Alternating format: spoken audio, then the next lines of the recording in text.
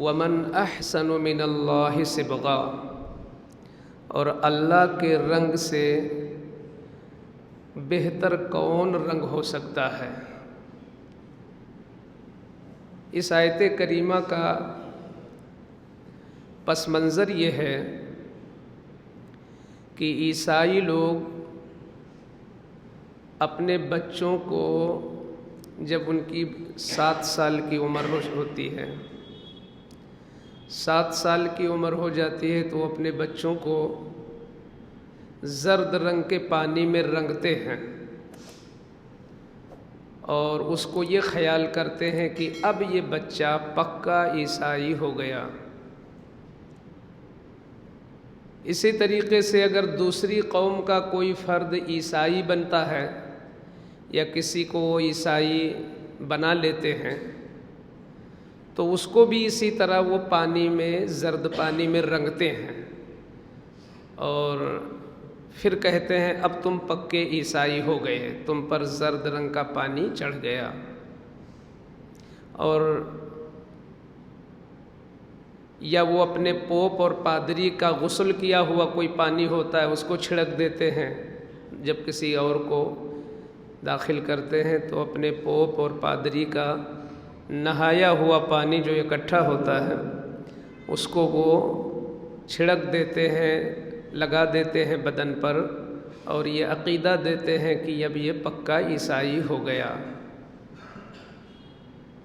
تو اس آیت میں ان کا رد ہو رہا ہے اور مسلمانوں سے کہا جا رہا ہے کہ تم ان سے یہ کہو کہ تم تو زرد رنگ کا پانی لگاتے ہو اور کسی کو رنگتے ہو اور عیسائی بناتے ہو، اور ہم مسلمانوں کو اللہ تعالیٰ نے اپنے رنگ میں رنگ دیا ہے، صبغۃ اللہ، ہم اللہ کے رنگ میں رنگے ہوئے ہیں، اور اللہ کے رنگ سے بڑھ کر کون رنگ ہو سکتا ہے؟ تو یہ اللہ کا رنگ کیا ہے اور مسلمان کس طرح اللہ کے رنگ میں رنگے ہوئے ہیں؟ تو آپ دنیا کے رنگ پر ذرا غور کریں کہ یہ جو رنگ ہوتا ہے یہ اگر بدن پر لگا دو تو دوسرا پانی جب آپ پانی سے دھوئیں گے تو وہ رنگ دھل جائے گا، کچھ دنوں گزرنے کے بعد یوں ہی وہ رنگ پھیکا ہو جائے گا، اور اس سے بھی ڈارک اور تیز رنگ لگا دو تو پہلا رنگ دب جائے گا، دوسرا رنگ نکھر جائے گا۔ اس رنگ کے اندر بہت سارا فرق ہے، لیکن اللہ کا رنگ کیا ہے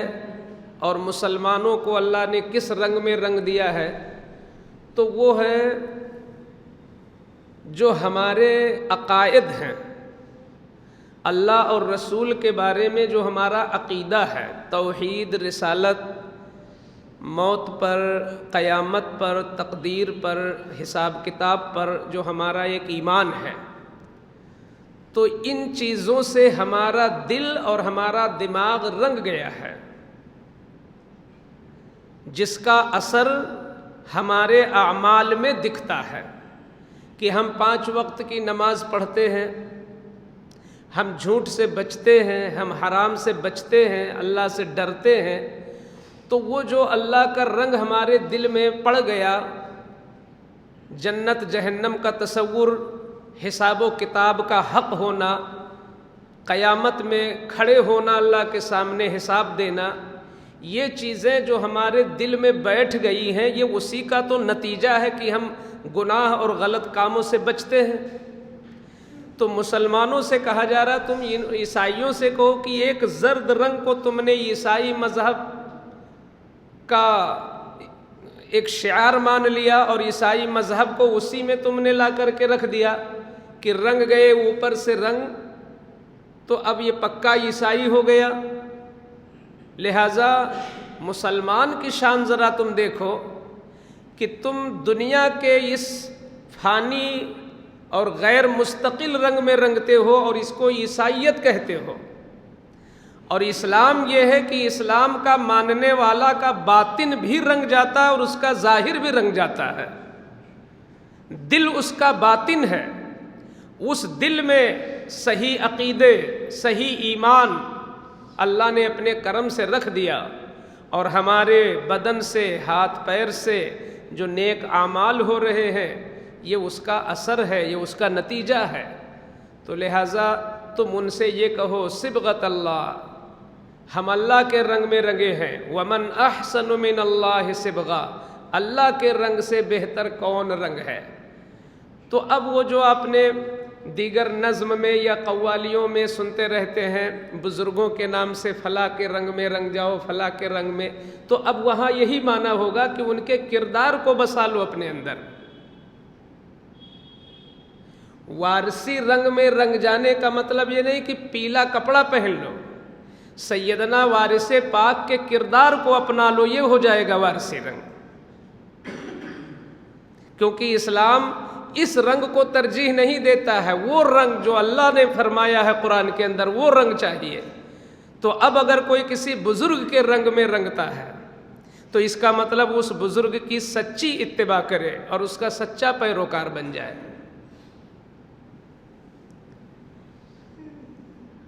پھر آگے فرمایا جا رہا ہے کہ قُلْ أَتُحَاجُّونَنَا فِي اللَّهِ، وہ لوگ چونکہ مسلمانوں سے اس بات میں بھی آ کر کے جھگڑتے تھے کہ ہمارے جو گناہ ہوتے ہیں وہ سارے گناہ معاف ہیں۔ کیوں؟ اس لیے کہ حضرت عیسیٰ علیہ السلام کو جو سولی دے دی گئی ان کے عقیدے کے مطابق، اسلام میں یہ نہیں ہے اور قرآن میں یہ نہیں کہ ان کو سولی دی گئی معاذ اللہ، بلکہ اللہ تعالیٰ نے بڑے اعزاز و اکرام کے ساتھ ایک نبی کی نبوت کی شان کے لائق ان کو آسمان پر بلوا لیا۔ اب وہ کیسے بلوایا اللہ جانے، لیکن نبی کو نبی کی شان کے ساتھ فرشتوں کے ذریعے اللہ تعالیٰ نے آسمان پر انہیں بلوا لیا، اور ابھی وہ ظاہری طور پر بھی زندہ ہیں۔ یوں تو ہر نبی زندہ ہے اپنی اپنی قبروں میں، مگر وہ اب بھی اسی طرح آسمان میں موجود ہیں۔ حضرت ادریس علیہ السلام بھی آسمان میں موجود ہیں، دو نبی آسمان میں ہیں، دو نبی زمین پر، حضرت خضر علیہ السلام اور حضرت الیاس علیہ السلام، یہ دونوں نبی بھی ابھی ظاہری طور پر تشریف فرما ہیں، اور ہر سال حج کے موقع پر پہنچتے بھی ہیں، میدان عرفات میں بھی رہتے ہیں۔ تو عیسیٰ علیہ السلام کو سولی دی گئی ہے ان کے عقیدے کے مطابق، تو یہ لوگ اسی سولی کو کفارہ مانتے ہیں کہ وہ جتنے عیسائی ہوں گے قیامت تک، سارے عیسائیوں کی طرف سے وہی سولی کافی ہے جو ان کے نبی کو سولی دے دی گئی، تو اب ان کے ماننے والوں کے سب گناہ معاف، سب کی طرف سے کفارہ ہو گیا۔ تو اس طرح کے اول فول بکتے تھے، تو وہ فرمایا جا رہا ہے کہ اے محبوب آپ مسلمانوں سے کہو کہ یہ عیسائیوں سے مل کر کے یہ بات کہیں کہ تم لوگ اللہ کے بارے میں جھگڑتے ہو، جبکہ وہ ہمارا بھی رب ہے، تمہارا بھی رب ہے، ہمارے اعمال ہمارے لیے، تمہارے اعمال تمہارے لیے۔ تو یہ کون سی بات ہے کہ جب وہی رب ہے اور رب کے یہاں فیصلہ ہوگا، رب کے یہاں انصاف ملے گا، تو تم گناہ کے باوجود محبوب ہو وہاں، اور ہم صحیح عقائد اور صحیح اعمال کے باوجود تم سے پیچھے ہیں، تو یہ کون سا، یہ جھگڑا تمہارا باطل و مردود ہے۔ پھر تم دنیا کے حرص میں مبتلا ہو کر تم نے انجیل و توریت میں تحریف کر ڈالا، بدلاؤ کر ڈالا، اور اپنے خواہش کے مطابق عمل کیا، جو تمہارے دماغ کو آسان لگا وہی تم نے رکھا، بقیہ بدل ڈالا۔ اور ہم لوگ من وعن قرآن پہ عمل کرتے ہیں اور اس کے لیے ہم مخلص ہیں، اس کے باوجود ہم مردود، تم مقبول، ایسا نہیں، بلکہ اس کا عکس ہے، الٹا ہے۔ تمہارا دین منسوخ ہو چکا ہے، اور اب اس دین پر اگر آج کی ڈیٹ میں کوئی حضرت آدم علیہ السلام کی شریعت پر عمل کرے، مثلا حضرت آدم علیہ السلام کی شریعت میں یہ تھا کہ بہن سے بھی نکاح جائز تھا، تو کیا آج یہ یہودی اور عیسائی اس بات کو تسلیم کرتے ہیں؟ یہ بھی نہیں تسلیم کرتے۔ تو اس کا مطلب یہ ہے کہ ہر پرانا دین بعد میں آنے والے دین سے منسوخ ہوتا گیا۔ سب سے اخیر میں آیا مذہب اسلام، تو مذہب اسلام نے پرانے سارے دینوں کو ختم کر دیا، تو اب اسلام کے احکام پر صرف عمل ہوگا۔ وہ لوگ یہ چیز بھی دلیل میں پیش کرتے تھے، یعنی عیسائی اور یہودی دونوں مل کر اس بات میں دونوں شریک تھے، عیسائی یہودی، چونکہ پہلے عیسائی تھے اور بعد میں عیسائی ہوئے، اس سے پہلے یہودی، اور یہودی بہت زمانے تک رہے۔ میں پچھلے درسوں میں بھی بتا چکا ہوں کہ ہزاروں انبیاء بنو اسرائیل میں آئے، بہت سارے نبی آئے، تو ان لوگوں نے بالکل نبوت کو جاگیر سمجھ لیا تھا، اور یہ سمجھا تھا کہ اگر وہ نبی ہوگا تو بنو اسرائیل ہی میں سے ہوگا، کوئی نہ کوئی دوسرے خاندان سے آ نہیں سکتا، اور حضور علیہ السلام بنو اسماعیل سے ہیں۔ تو ان لوگوں نے کہا مسلمانوں سے کہ دیکھو ہمارا دین پرانا ہے، قدیم ہے، اور ہزارہ برس سے چلا آ رہا ہے، اور تمہارا جو دین ہے وہ اسلام ہے جو ابھی تازہ تازہ ہے، تو لہٰذا اس نئے کو، اتنا پرانا دین چھوڑ کر کے ایک نیا دین، لہٰذا ہم دین کے اعتبار سے بھی تم سے افضل ہوئے، سینئر ہیں ہم لوگ۔ پھر تمہارا قبلہ کعبہ ہے اور ہمارا قبلہ بیت المقدس ہے، وہ بھی پرانا، یہ قبلہ بھی بعد میں ہو رہا ہے، ہماری کتاب بھی پرانی توریت انجیل، تمہاری کتاب قرآن یہ بھی نہیں۔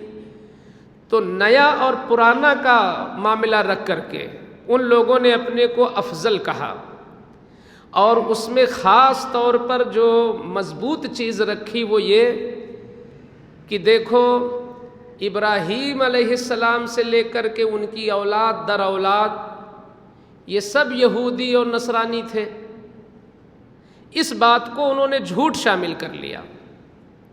کہ ابراہیم علیہ السلام اور ان کی اولاد جو بعد میں اولاد در اولاد ہوئی، حتیٰ کہ اسحاق علیہ السلام، یعقوب علیہ السلام،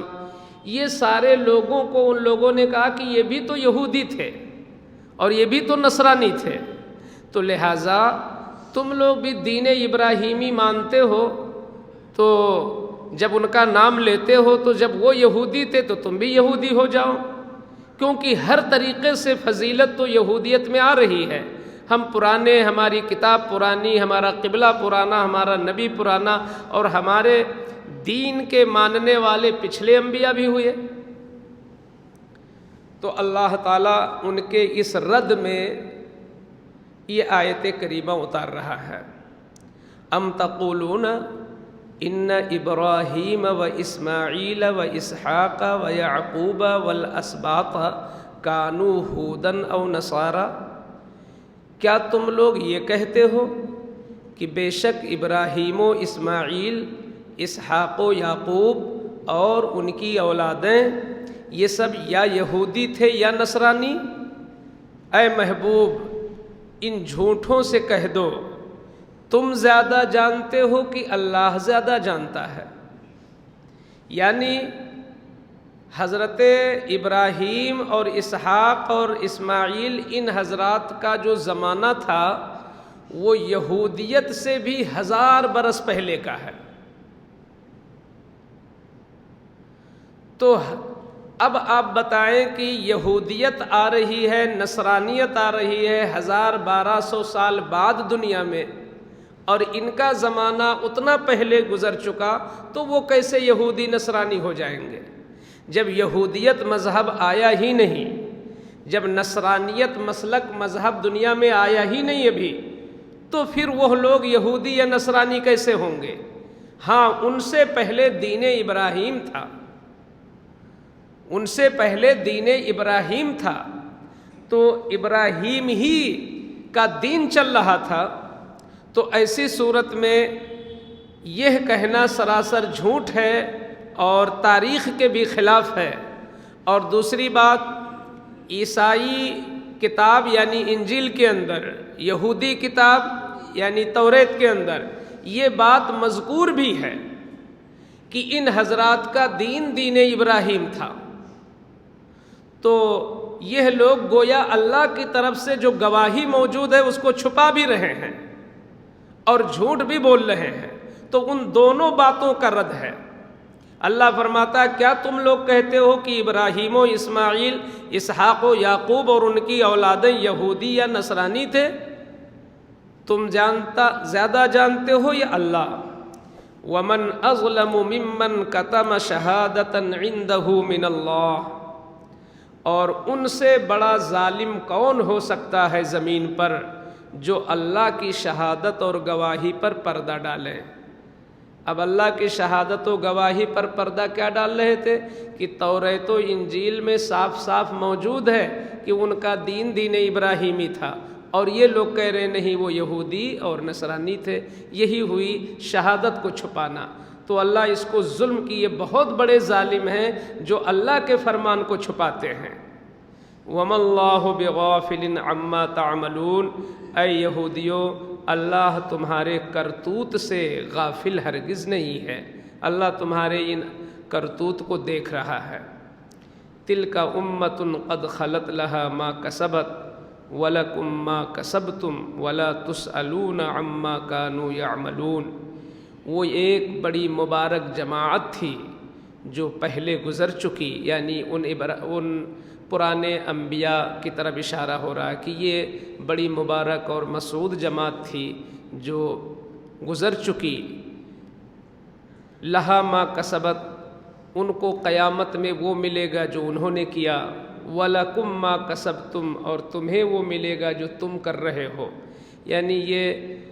حضور کے زمانے کے جو یہودی تھے اور حضور کے زمانے میں جو نصرانی تھے، یہ اپنے کو ان پرانے نبیوں سے جوڑ رہے تھے اور اپنے کو ان سے ملا رہے تھے۔ تو انہی کا رد ہو رہا ہے کہ وہ تو بڑی مبارک جماعت تھی جو دین پھیلانے آئی دنیا میں اور اللہ کی توحید اور اللہ کے احکام کو بندوں تک پہنچانے کے لیے آئی، تو تم اپنے کو ان سے جوڑتے ہو۔ ان کا عمل کیا کہنا، تو ان کا اعمال، ان کے اعمال ان کے لیے، تمہارے یہ بد اعمال تمہارے لیے ہے۔ وَلَا تُسْأَلُونَ عَمَّا كَانُوا يَعْمَلُونَ، اور تم سے نہیں پوچھا جائے گا ان کے بارے میں جو وہ کرتے تھے، بلکہ تم سے تمہارے ہی کرتوت کے بارے میں پوچھا جائے گا۔ تم پرانے نبیوں کی نسل میں اپنے کو جوڑ کر یا ان کے نام پر اپنے نام کو جوڑ کر ہرگز مثلاً یہودی دین حضرت موسیٰ علیہ السلام کی طرف منسوب ہے، عیسائی دین حضرت عیسیٰ کی طرف، تو یہ نام جوڑ کر کہ ہم بھی یہودی ہیں اور حضرت موسیٰ علیہ السلام کا دین یہود، ہم عیسائی ہیں، حضرت عیسیٰ علیہ السلام کا دین عیسائیت، اس سے کوئی فائدہ نہیں ملے گا۔ اس لیے کہ اولاً تم نے ان دینوں کو بدل ڈالا، اور بدلنے کے باوجود جب اسلام آ چکا اور اسلام آنے کے بعد وہ دین اب منسوخ ہو گیا، تو اب ایسی صورت میں تم اپنے آپ کو ان سے ملاتے ہو، یہ سراسر غلط ہے۔ وہ بڑے مبارک لوگ تھے، ان کے اعمال ان کے لیے، اور تم انتہائی غلط ہو، تمہارے بد اعمال یہ تمہارے لیے، تم سزا کے حقدار ہوگے۔ اللہ تمہارے کرتوت سے غافل نہیں ہے۔ تو یہاں پر ایک چیز ہمارے لیے بھی سبق کے طور پر ہو سکتا ہے کہ آج کے بھی کچھ ایسے فرقے ہیں جو اپنے آپ کو یہ کہتے ہیں کہ ہم لوگ بالکل اس اسلام پہ عمل کرتے ہیں جو صحابہ کا تھا، جو پرانے بزرگوں کا تھا، ہم اس پہ عمل کرتے ہیں، اور یہ اہل سنت کے لوگوں نے تمام چیزیں وہ ملا لی ہیں، یعنی جو ہم لوگ میلاد فاتحہ یا اس طرح کی چیزیں بہت ساری کرتے ہیں، اس کو کہتے ہیں تم لوگوں نے یہ سب ملا لیا اور ہم لوگ اسی سادہ دین پر عمل کرتے ہیں۔ اب اس چیز میں اس چیز میں اور یہ بولنے میں وہ ٹھیک بالکل یہودیت اور نصرانیت کی طرف جا رہے ہیں۔ کہاں صحابہ کرام کا معاملہ یا ان بزرگان دین جیسے سرکار غوث پاک، سرکار غریب نواز کا معاملہ اور ان کے معاملات، حضور صلی اللہ تعالی علیہ وسلم نے جب وہ حدیث فرمائی تھی کہ میری امت میں 73 فرقے ہوں گے، ایک فرقہ صرف جنتی ہوگا اور بقیہ 72 فرقے سب راہ جہنم پر ہوں گے۔ 72 فرقے وہ جہنم میں جائیں گے، ایک فرقہ ہی جنتی ہوگا، اسی کو ناجی فرقہ کہتے ہیں، یعنی نجات پانے والا، کہ قیامت کے دن ایک ہی فرقہ نجات پائے گا، ناجی فرقہ، اور اسی کو اس زمانے میں سواد اعظم کہتے ہیں، یعنی بڑی جماعت، اسی کو آپ اہل سنت کہتے ہو، اسی کو آپ سنی کہتے ہو۔ تو یہ کون لوگ ہو سکتے ہیں؟ حضور سے پوچھا گیا یا رسول اللہ صلی اللہ تعالی علیہ وسلم، آپ نے یہ جو فرمایا ہے کہ ایک ہی فرقہ جنتی ہوگا، اس کی پہچان کیا ہے؟ وہ کون سا فرقہ ہوگا؟ تو میرے آقا صلی اللہ علیہ وسلم نے فرمایا ما انا علیہ و اصحابی، جس راستے پر میں ہوں اور جس راستے پر میرے صحابہ ہیں، جس راستے پر میں ہوں اور جس راستے پر میرے صحابہ ہیں، جو اس پر رہے گا وہی فرقہ قیامت تک جنتی فرقہ مانا جائے گا۔ تو اب اگر کسی کے تحریر سے، تقریر سے، عمل سے کسی صحابی کی توہین ہو گئی تو اب وہ صحابہ کے راستے پر کہاں رہا؟ یا کسی صحابی کو اس نے برا کہا تو وہ صحابی کے راستے پر کہاں رہ گیا؟ تو پھر وہیں سے وہ چھٹ کر 72 والے میں پہنچ گیا، وہ 72 والے میں پہنچ گیا۔ اسی طریقے سے صحابہ کرام رضوان اللہ تعالی علیہم اجمعین نے اہل بیت اطہار سے کس طرح محبت کی اور ان کو کس طرح مانا۔ اگر سیم اسی طریقے کا عقیدہ اہل بیت کے حوالے سے ہمارا ہے اور اسی حد تک ہمارا عقیدہ ہے، تب تو ہم راہ راست پر ہیں،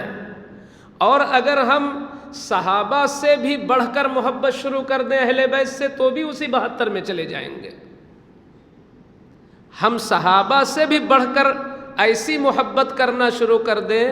ایسی محبت کہ مولا علی کو نبی کے برابر کر دیں، یا 1,00,000 صحابہ ہوئے حضور کے اور 1,00,000 صحابہ میں سے ہر ایک کا یہی عقیدہ تھا کہ پہلے خلیفہ صدیق اکبر ہیں۔ اب اگر کوئی محبت بیجا دکھائے اور کہے نہیں حقدار مولا علی تھے تو وہ صحابہ کے راستے سے ہٹ گیا اور اسی 72 میں چلا گیا۔ وہی فرقہ جنتی ہے جو صحابہ کے لائن پر ہے اور صحابہ کے عقیدے پر ہے، صحابہ کی ہی اتباع اور پیروی میں ہے۔ اللہ تعالی ہم لوگوں کو صحیح راہ، اعتدال کی راہ، استقامت کی راہ، جنتی راہ پر رہنے کی توفیق عطا فرمائے۔ بسم اللہ الرحمن الرحیم، صلی اللہ علی النبی الامی وآلہ صلی اللہ تعالی علیہ وسلم۔ یا رسول اللہ انظر حالنا، یا حبیب اللہ اسمع قالنا، اننا فی بحر ہم مغرق خذ یدی سہل لنا اشکالنا، یا حبیب الالہ خذ بیدی ما لعجزی سواک مستندی، فسہل یا الہی کل صعب بحرمت سید الابرار سہل، وصلی اللہ تعالی علی خیر خلقہ وعلی آلہ واصحابہ اجمعین برحمتک یا ارحم الراحمین.